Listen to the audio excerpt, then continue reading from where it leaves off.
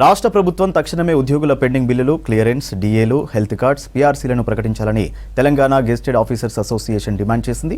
Osmania యూనివర్సిటీలోని ECE ఆడిటోరియంలో రాష్ట్ర కార్యవర్గ సమావేశం నిర్వహించారు.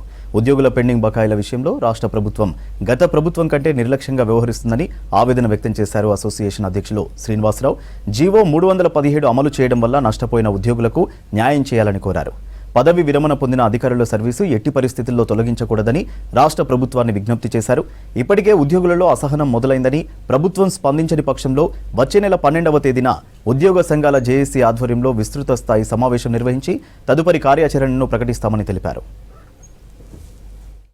మేము అడిగేది ఉన్న 2 డిఏల్ని ఇమ్మీడియట్గా డిక్లేర్ చేయండి, మిగతా 2 డిఏల్ని పీఆర్సీలు కలపండి. డిక్లేర్ కాబోయే డిఏ మళ్ళీ నెక్స్ట్ ఇయర్ ఇవ్వచ్చు. 5 డిఏలు పెండింగ్ ఉన్నాయి, ఏ రాష్ట్రంలో కూడా లేదు. 29 రాష్ట్రాల్లో 2 డిఏల కంటే పెండింగ్ ఉన్న రాష్ట్రాలు 3 రాష్ట్రాలు మాత్రమే. మన దగ్గర 4 డిఏలు పెండింగ్ ఉన్నాయి. ఉద్యోగులు కూడా అసంతృప్తి, అది వ్యతిరేకతగా మీకు గతంలో చెప్పినట్టుగా పూర్తి వ్యతిరేకత ఉద్యోగ సంఘాలపైన. సంఘాల ద్వారా సంఘాలు కూడా మీరు ప్రభుత్వంతో కొల్లుడయ్యారు, మీరు అడగట్లేదు అనే స్టేజ్కి కింద ప్రాథమిక సభ్యులు వచ్చారు.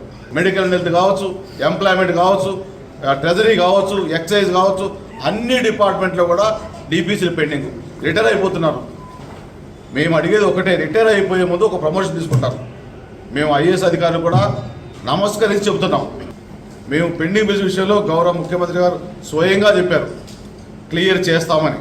కొంచెం దానిపైన మాకు అసంతృప్తి, మా పైన ఒత్తిడి, మేము ఏమీ చెప్పలేని, మనం ఏది అడగడానికి కానీ ఈవెన్ మెంబర్షిప్ డ్రైవ్ కూడా పోవడానికి అవకాశం లేనంత అసంతృప్తి నెలకొంది.